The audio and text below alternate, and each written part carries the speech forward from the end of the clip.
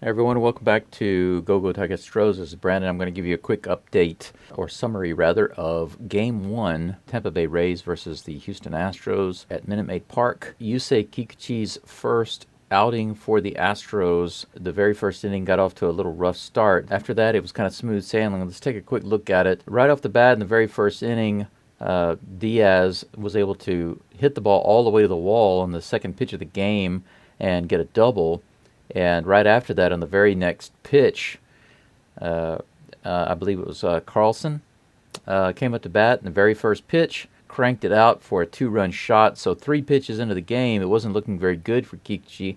I have to say that I was a little worried, but I thought maybe he will calm down from now on and have a good game the rest of the game. And boy, was I right about that thought, because after this, he got locked in and just started striking everybody out.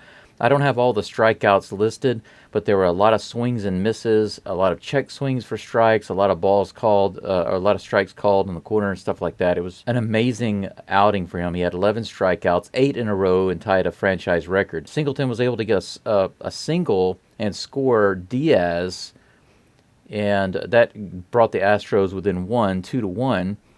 After that, Jake Myers had a long ball all the way to the wall out in right field.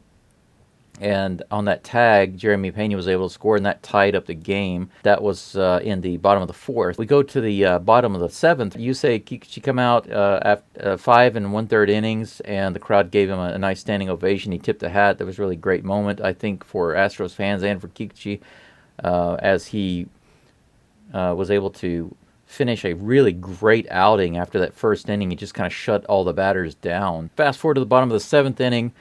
We have a little bloop single by Alvarez, and he was able to get on base. He was on first base whenever Yainer Diaz came up to bat. Yainer has been the man for a while now for the Astros. He came up big with a nice hit to left field.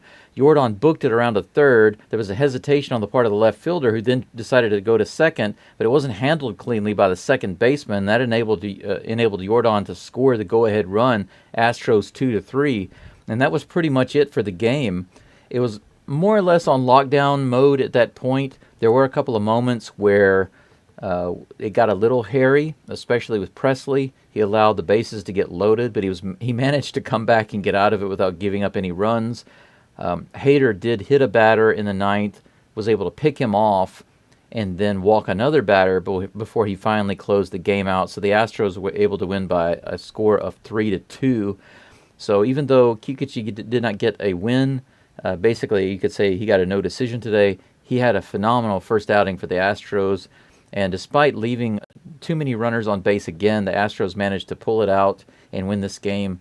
Hopefully they'll continue to play at least this well in the pitching area, and the bats will wake up so that they can have a good game tomorrow. And I'll be with you again. I hope to see you there.